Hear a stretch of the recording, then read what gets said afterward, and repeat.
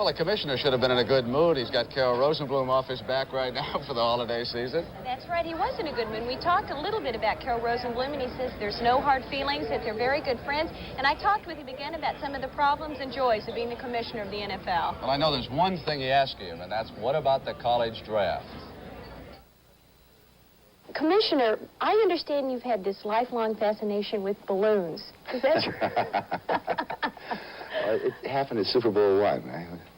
What is this? I must admit, I was at your testimonial dinner, which was lovely, by the way, and I saw the film that NFL did for you, and there were balloons all over the place. It was funny. No, it's, I had mixed emotions in the early Super Bowls between pigeons and balloons, but then about, I guess, the third, I settled on balloons.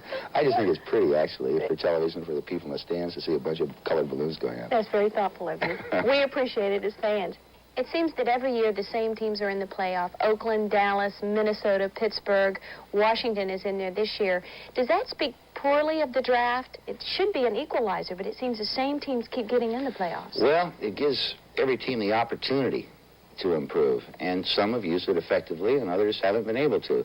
You know, Pittsburgh, as we all know, they were a pod. They were a 1-13 team 5 years before they won their first Super Bowl.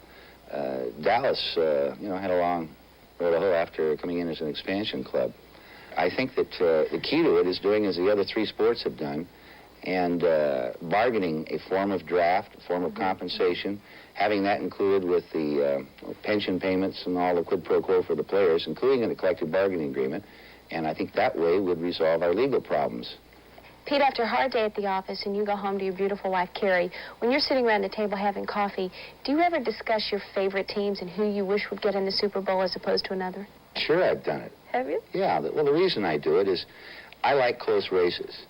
And, you know, the owners know it. If some team is, say, 2 games ahead and starting to make a runaway out of the race, during the regular season is how I'd feel this, you know, I like them close. And they know that, for what it's worth, I prefer to see the race tighter, and therefore I'd like to see maybe see them upset. Pete, like we said, you've had problems this year, but that goes along with the job. But I'm sure there have been joys over the years. Where do they lie? I guess in seeing the problem solved. In, the merger. I mean, that was long drawn out 4 years. And it was a joy to see it consummated and to see Congress ratify it.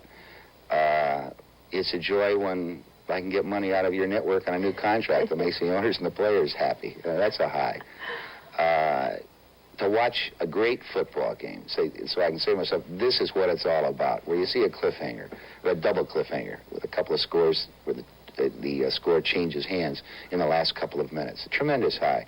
And the balloon's going up just for a kickoff the Super Bowl.